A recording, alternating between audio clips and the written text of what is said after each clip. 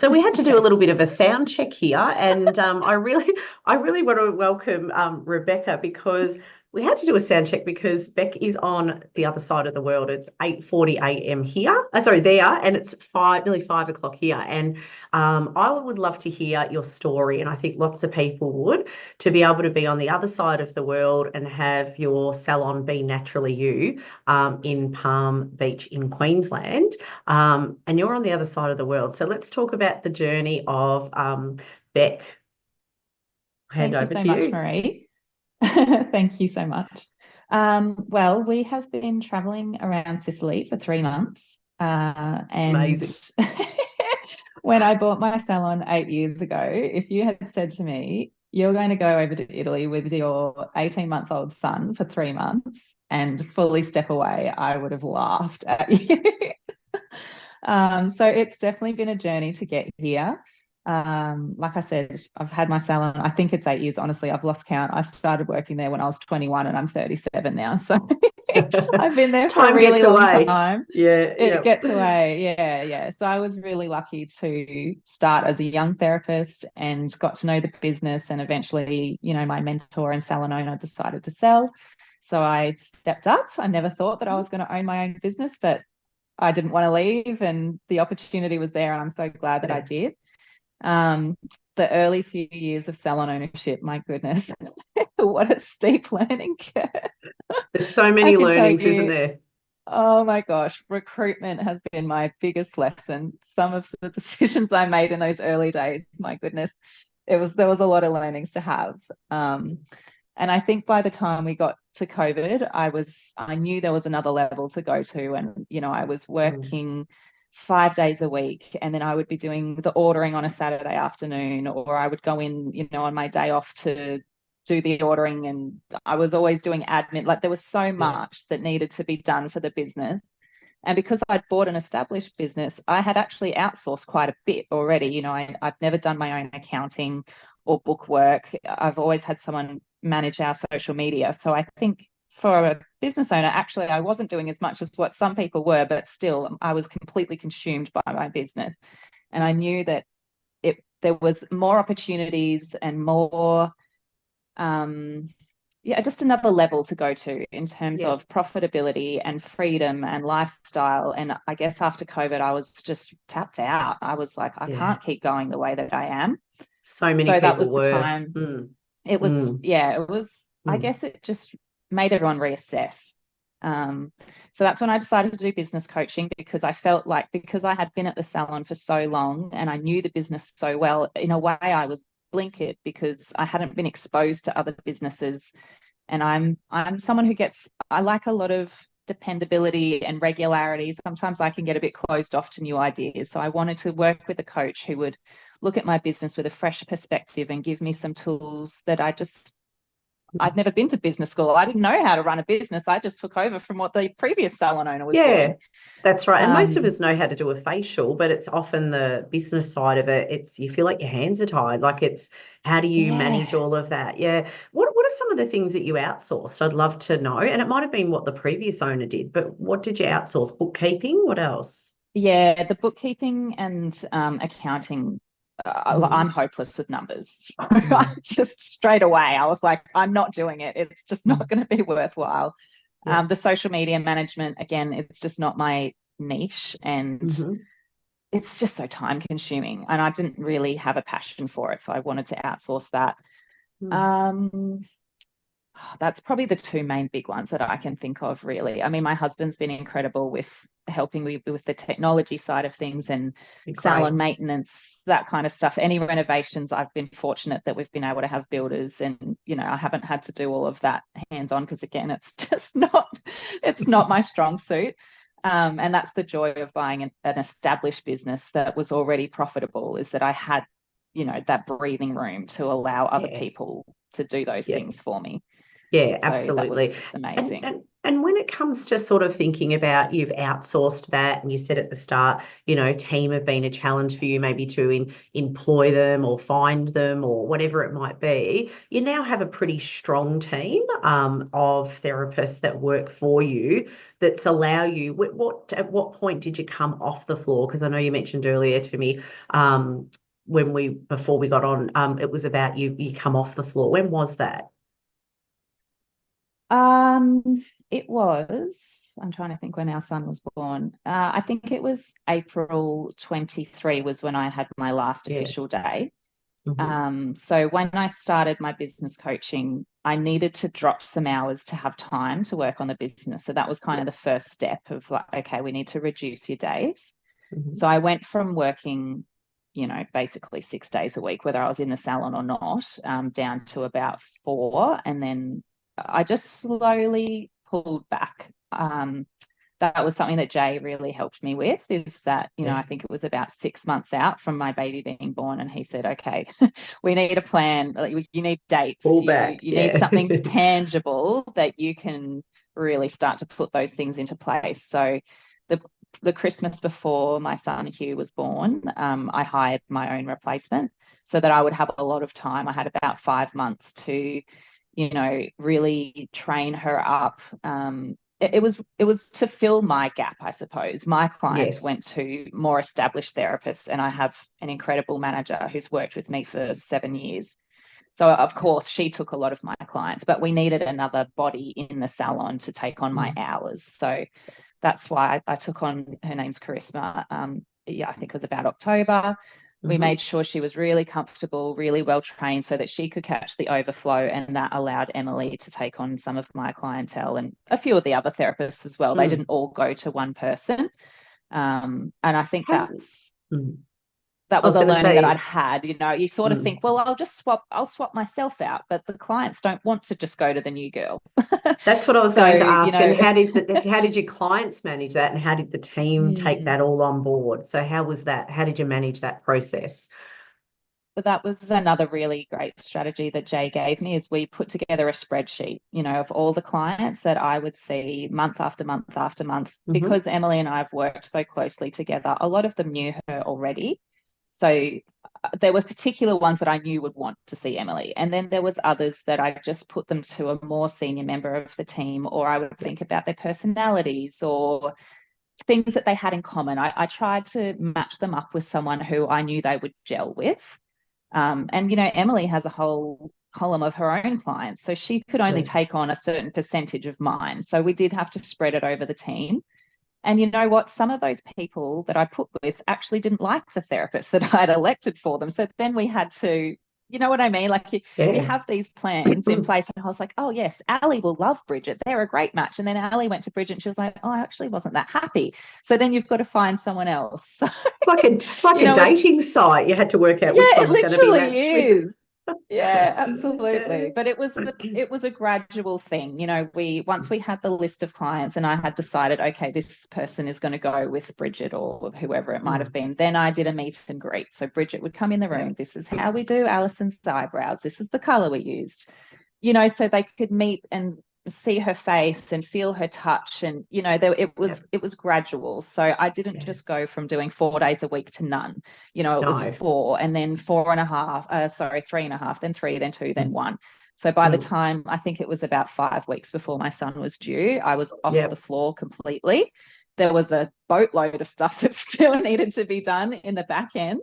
We had a Yeah. change of front of house in that time, and I Yes. had all of these processes and loose ends that I wanted to tie up. So if anyone's having a baby, please follow Jay's advice and give yourself at least 5 weeks, because luckily my son didn't come early. But if he'd come early, then I Yeah. really would not have felt that I had completed everything that I needed to do. So So is that how long it took you? Because I think a lot of people listening, if that's what they want to do, whether it's to have a baby or step off the floor, did it take you 5 weeks or did it take you longer? I think there would have been more of a I would process set up say it was, beforehand.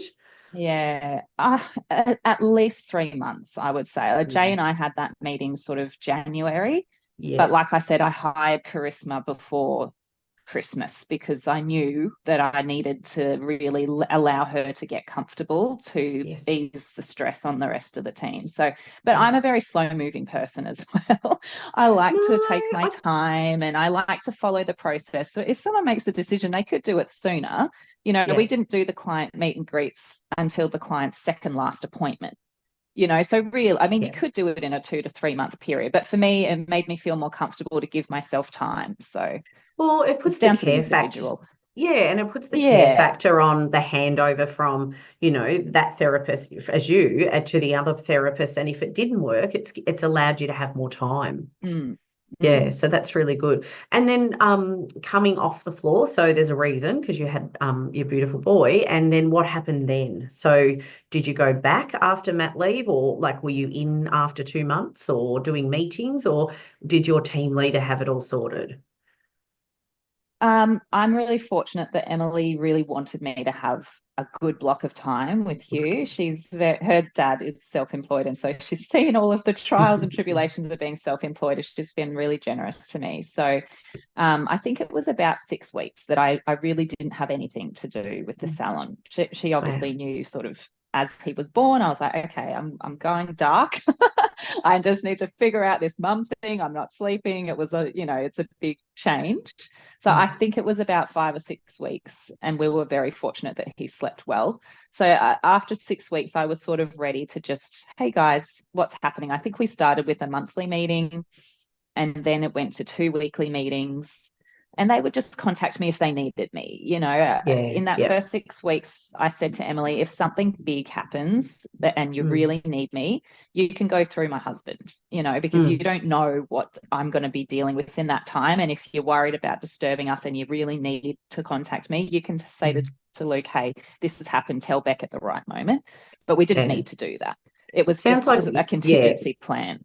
Yes, and it sounded like you put the boundaries up. So you had more of a, I suppose, bird's eye view of the business, and you had the leadership transition, the client transition, which allows Yeah. you to just have that meeting with your leader of the team and be able to stop treating clients and not go back. So you really set it Yeah. up for success over the period. What a great idea that Jay put together for you with the spreadsheet and the So, handover. so great. Yeah, It so, made it so really good. tangible and really easy to track. We have a front of house as well. I should mention that. So Good. our front of house, her name's Gail. Emily and Gail basically run the salon together. Yes. They meet every week. They communicate Yep. every day that Emily's in there. They're communicating, and then I have sort of our leadership meeting every fortnight. There's Mm-hmm. definitely been learnings from that as well. I think it's really useful to have the three of us together.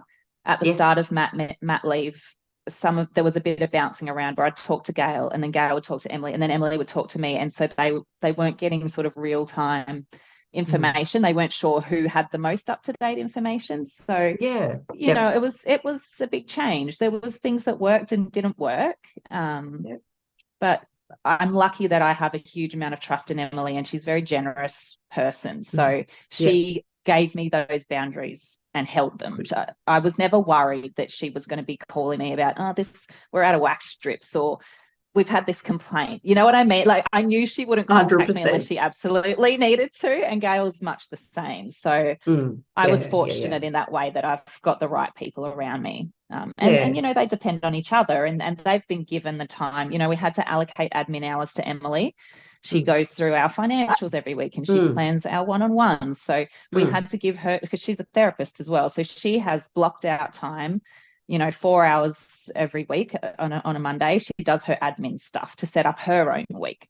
Mm. So, Mm. there's lots of practical strategies that I didn't have, when I was Yeah. managing and being a therapist. I didn't give myself that framework, but she needed that because I can't expect her to do everything on the fly like I used to be. So Well, I it think the was, thing is you've found the right leader and you've put the yeah, systems in place and the processes for you to be able to not go just on mat leave, but to be able to have this time off. And I know before we were chatting, and it doesn't matter whether you went on a 3 month holiday. You're due back soon, aren't you? Are you due back soon? yeah, less than Yeah. 2 weeks to go. Oh. Oh, Yeah, it's going to be a but shock. but whether you were on, say, mat leave again, whether you were on a 3 month holiday, things would happen in the salon. And I know you just said there Yes. was something that's just happened. Share that because I think that's really important if Mhm. you're happy to. Yeah, so we've had quite a major resignation and a bit of a surprise one. Mm. One of our senior therapists has had an opportunity to work for herself. And she's doing the most hours. She's bringing in the most revenue. Luckily, she's given us a month's notice. So she's going to be leaving, I think it's, I don't know, mid-November. So we're sort of scrambling to try and find someone and get them ready for before Christmas. Yeah. You So, seem quite calm about it though. You seem well, like I've had most about people are. 4 or 5 days to process that. Yeah, yeah, yeah. When I But first got the email, I was like, oh my God, no. yeah. But this could happen for any reason. Like you could go on a 2 week Yes, holiday, you could yes. have sick time off for yourself, whatever it is. So to think within that 3 months, yes, someone's resigned. That could have happened, the day before you left, or it could have happened the week that you arrive Mm, home. mm. What else has gone wrong? Has it all been quite smooth, or has there anything Um, drastic happened? for me, this period was the setup for Christmas. This is our biggest quarter of the year. There is so much work to be done to set us up for success through Christmas. So Yeah. I have been working over here, and it's honestly been nice to have a bit of direction and work on something where there's not a lot of time pressure. At home, I would allocate, say, 3 hours. I'm going to do this task. And then, you always have roadblocks. You can't find the information that you need. And so then I would feel Mm. frustrated because, I've allocated this time and I haven't made progress. Whereas at least Mm. being over here, if I haven't been able to tick off the item I wanted to do, there's not that pressure. So that's been Yeah. really lovely. I don't think, I mean, nothing major has gone wrong. The girls have Yeah. had some issues with machinery, and we onboarded a new team member just before I left, and she didn't quite fit in as quickly as we'd hoped. So Emily's Mm. been fantastic in her one-on-ones working with this new person and just setting the expectations and holding boundaries. And, there's been things to work through, which I think having had a full year of maternity leave and her being used to being in that role, that Mm. was why we came overseas. When I had Hugh, I didn't expect that we would be going overseas, No. but because Maybe I was just, tell the listeners why you're there. Like it's probably interesting because this could happen to many people. yeah. So, well, my husband, I have to say, my husband works for a huge company. He works for Shell, Yeah. and they have this incredible parental leave. So that's allowed us to afford this holiday as well.